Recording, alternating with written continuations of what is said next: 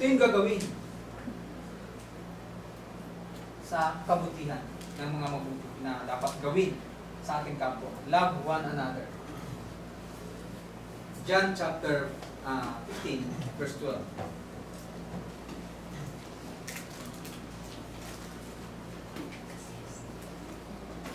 Ang sabi po ay ganito, 15:12.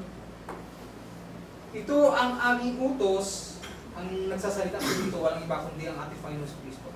Ito ang aking utos na kayo'y mga ibigan sa isa't isa, na gaya ng pag-ibig ko sa inyo.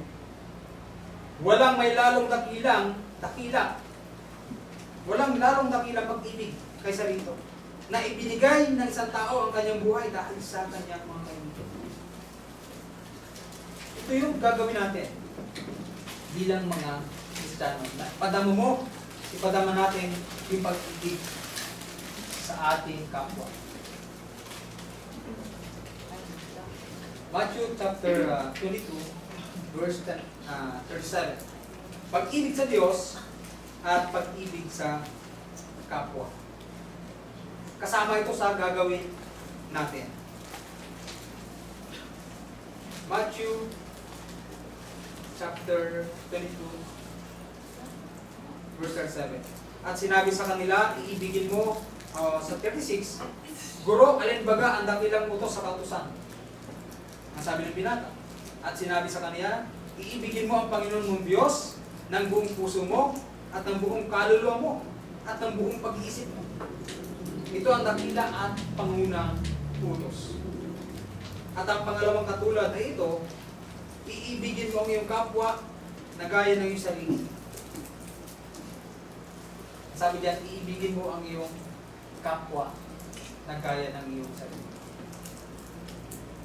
Iniibig mo ba yung kapwa natin? Iniibig mo ba natin ang Diyos na gaya natin, anak? Gaya ng sa kapwa. Pang-anim,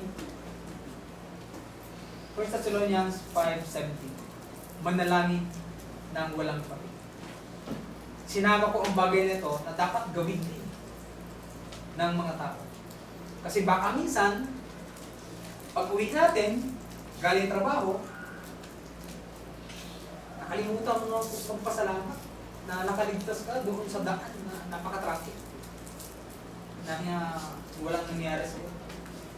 Nasa higaan ka na, nakalimutan mo na magpasalamat.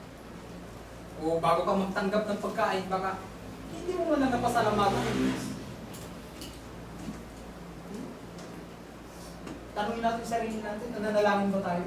Pinag-aralan po namin yan nung mayroon po kami youth activity nila Brother Nico na kung paano manalangin.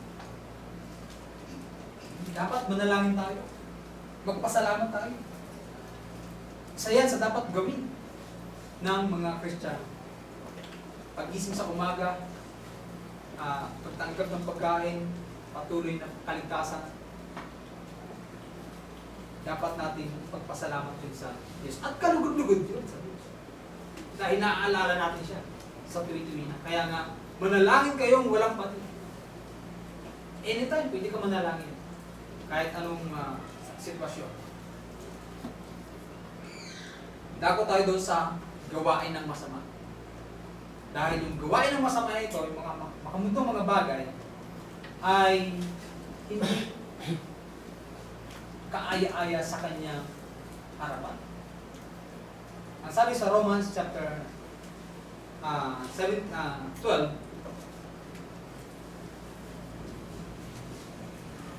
Romans 12, verse 17. Huwag kayong magbayad sa kaninuman ng masama sa masama. Isipin ninyo ang bagay na kapuri-puri sa harapan ng Panginoon o sa harapan ng mga tao. Kung maaari, sabi rito, ayon sa inyong makakaya, ay magkaroon kayo ng kapayapaan sa lahat. Magkaroon kayo ng kapayapaan sa lahat ng mga tao. Kaya nga nakalagay doon, ibigin mo yung kapwa ko eh. Sabi niya, ang sabi dito, kung maaari lang naman, kung maaari, magkaroon kayo ng kapayapaan sa lahat ng mga tao. Huwag kayong mga gigantihan. mga iniibig. Kundi bigyan ninyong daan ang galit ng Diyos, sapagkat nasusulat, akin ang pag-iiganti, ako ang gaganti, sabi ng Panginoon. Kasi, natural sa tao ko yun. Lalo pag nasaktan ka, yung ahas nga, pagka nasaktan mo, tutuklawin ka nun eh. Mga sa probinsya po nangyayari. How much more yung tao? Ayon sa science, ang tao ang pinakamataas na uri ng hayop. Kaya nga may theory na ang tao daw nanggaling sa unggoy.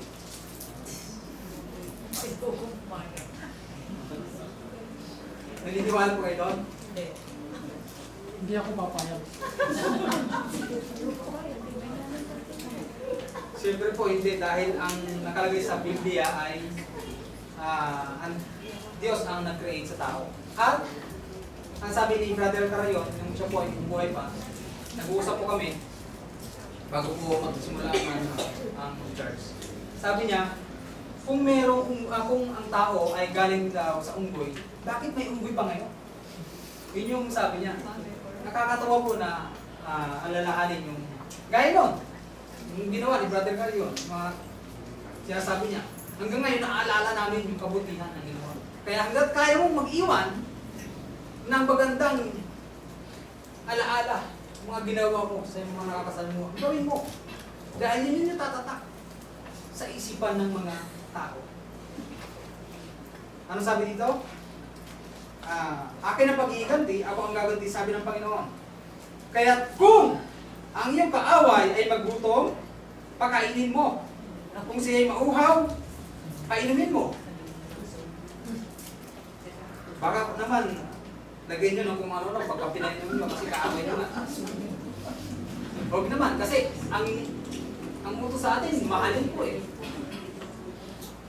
Sapagkat sa paggawa mo ng gayon, ay mga baga ng apoy ang ibubuntun mo sa kanyang ulo. Huwag kang padaig sa masama, kundi bagkus daigin mo na mabuti ang masama. Hanggat kaya mong magtingkit, magtingkit po tayo.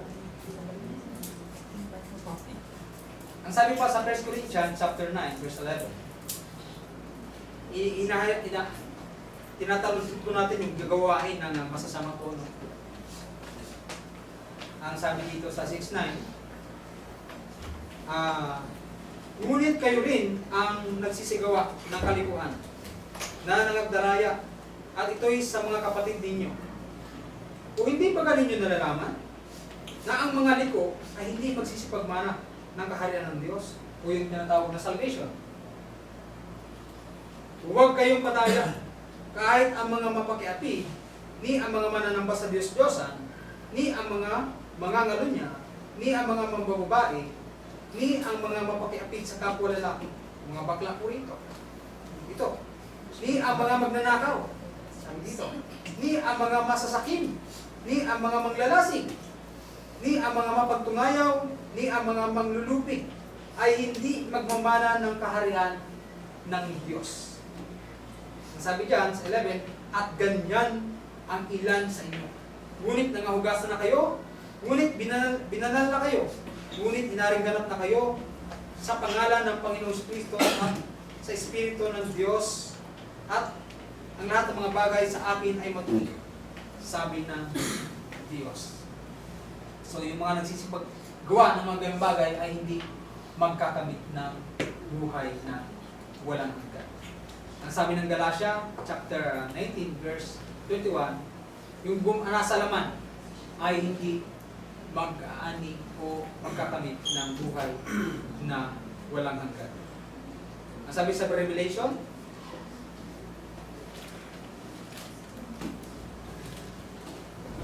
chapter 22,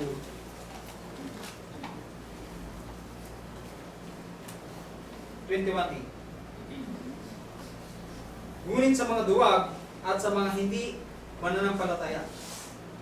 Ang sabi po dyan, ngunit sa mga duwag at sa mga hindi mananampalataya, at sa mga kasuklam-suklam, at sa mga mamatay tao, at sa mga mapakiapi, at sa mga manggagaway, at sa mga mapagsampa sa Diyos-Diyosan, at sa lahat ng mga sinungaling, ang kanilang bahagi ay sa dagat-dagatang nagdiningas sa apoy at asopre na siyang ikalawang kamatayan.